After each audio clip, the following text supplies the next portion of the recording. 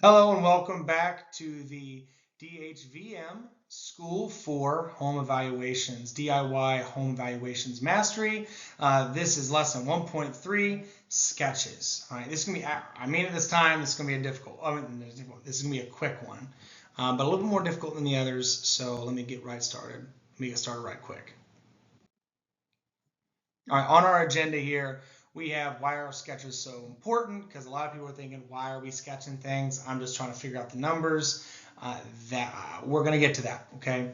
How to sketch your home, how to navigate and find your county sketch, uses of sketches, and then our final page where I say goodbye. All right, here we go. Okay, sketches are to create a picture of your home. They outline the bedrooms, bathrooms, and other living spaces. This is important when you start to do a comparable analysis for similar homes for pricing. Okay, let's visualize where we're at here. We know the home type, let's say it's a ranch, right? Then once we know what the ranch is, okay, before we start finding comparables, we got to figure out what type of ranch it is, like what type of home, because ranches vary tremendously, right? And since ranches vary tremendously, we have to be able to say which ranches are what. A 1,000 square foot ranch is not the same as a 3,500 square foot ranch. 3,500 square foot ranch, right?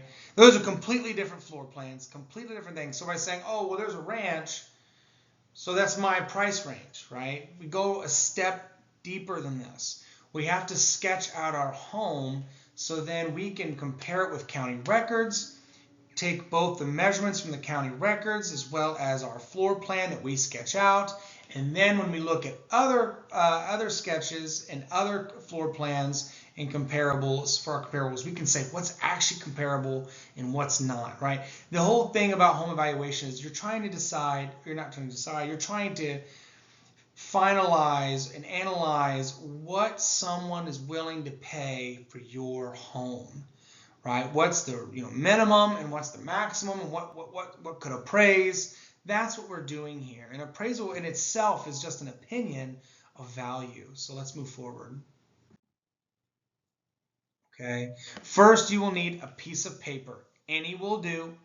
Preferably a blank piece of paper, like a computer paper that you use like to print off things with. And you want a pencil or pen, preferably a pencil. More often than not, you're going to make a mistake real quick. Now, it's very important before we move on to step 2. You do not need to make this thing accurate, like per foot and everything else. You're just trying to get a general sense of each floor, right? Step 2, you're going to draw the outline shape in 2D for every floor of your home to include the basement and garage, if the garage is attached. If there is an unattached garage, then you may leave that out. Okay, we are just looking for the floor plan of the home. A lot of times you have garages attached, you add that into the floor plan. When it's unattached, you leave it out. It's that simple.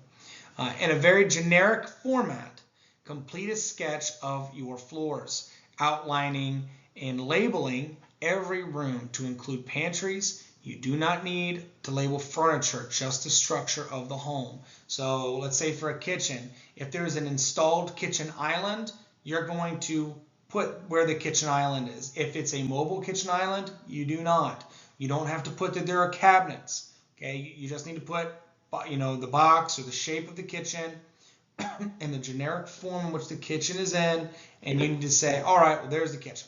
Okay, and then that way we can see hallways, dining room, kitchen, utility room, office, bedroom. If it has a window and it has a closet, no matter the size, it is a bedroom. Okay, do not label it an office if it's not designed as an office. An office is a window and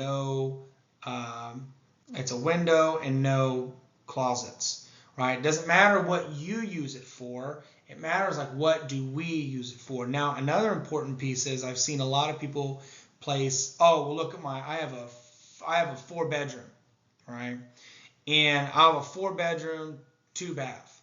Well, they might actually only have a 2-bedroom, 1.5 bath because they count an office, and then I've seen it real thing I've seen where they count the entire basement as a bedroom. So they'll have 3 bedrooms upstairs, technically, but the one is an office because it does not have a closet. So it's technically 2 bedrooms and an office. And then then they said, oh, well, the entire basement's the 4th bedroom. I was like, that's not a 4th bedroom. They're not going to appraise it like that. So let's not be delusional on what we're appraising our home. And every home is unique, right? Even the cookie cutter homes, sometimes they have little niches about them and quality, and we'll get into quality later, that make them unique. So you do yourself a disservice, and you're wasting your time if you're going to lie to yourself. Okay, a bedroom has to have a door, It has to have a window, an egress window. So if it's in the basement, that is below grade. That's not a bedroom. We don't count below grade bedrooms for the home evaluation. You could have a 2-bedroom home on top. You could have 2 bedrooms on the top, and then in the basement of the ranch you have 5 bedrooms, and maybe they all have closets, and maybe they all have windows, and maybe some of them are walkouts. Those aren't bedrooms. Not something we can count. Now, some appraisers say, yes, you can, but they're lying to you. I have never taken a floor plan and said these are bedrooms. Now, what you can do is you can put below grade bedrooms, but it does not go to the overall bedroom count. The reason is much different and much more complicated. I was just about to go into it, and I realized I'm already 6 minutes in, and we're going too far. We're on the how-to page. So just once complete, verify and review. So let me get back on track. Just verify and review. We'll go over all those details in a different lesson, so I will stick to this one. All right, your county sketch. You need to go to your county records, and you need to get a sketch that looks almost identical to this. This is a property that I owned as a rental. What you'll see is the back 520 square feet.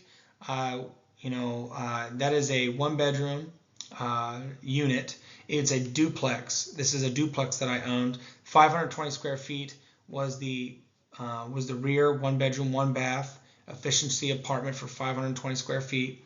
Then the front, right, it says 1-bedroom, 1-bath, 737 square feet, but that actually doubles because it's 737 square feet on the top as well. So it's about 1,400 and some change, just like 1,470 some square feet.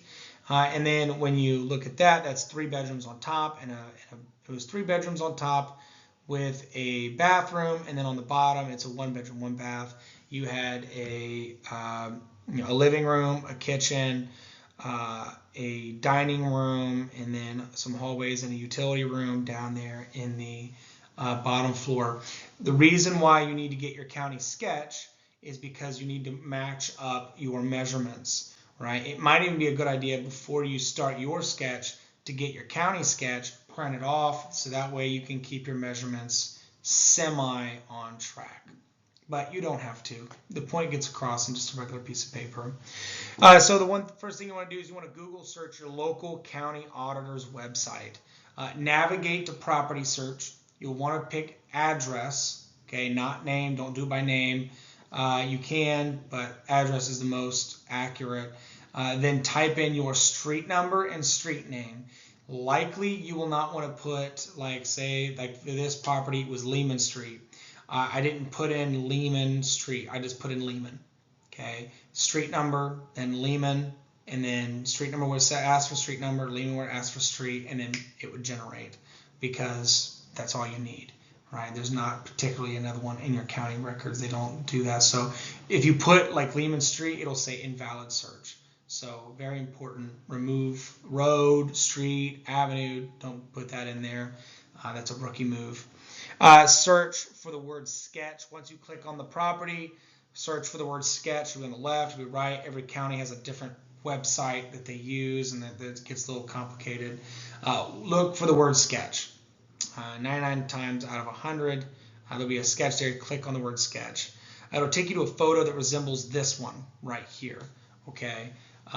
It'll also have measurements of the first floor, second floor, basement, everything like that, below grade, above grade. The number you need to pay attention to is above grade. So when you look at above grade, that's what it counts for square footage. Below grade does not count, even if it's finished. Right? You're looking for above grade. I've seen realtors and real estate agents, they put out on their home, this is a 4,000 square foot home. No, it's not. It's a 2,000 square foot home, 2,000 square feet or below grade. We're not counting that, okay? Don't do yourself a disservice. You can add those things and be like, hey, this is what it is, but it's not. It's extremely important. A lot of newcomers and amateurs have a hard time grasping that the basement, even though it's finished, it can be super nice. It is not. It doesn't matter. You could literally walk out. It could be a walkout basement. It does not matter. It's below grade. Okay. Usually those walkouts are on a hill anyway, so it's below grade. Don't worry about it. That's why we differentiate. Only count the above grade, and when you're looking to market and find comparables. It will also have information for dimensions, square footage labeled as a separate thing. Yep. Note that this sketch from the county website outlines rooms, and so it does not have rooms or walls. So when I told you, like, all it does is show you the dimensions, right, and the square footage. That's it. So this is why you need your sketch and your county dimensions. All right, so sketch uses, pros of having a sketch: ability to identify a home type, right?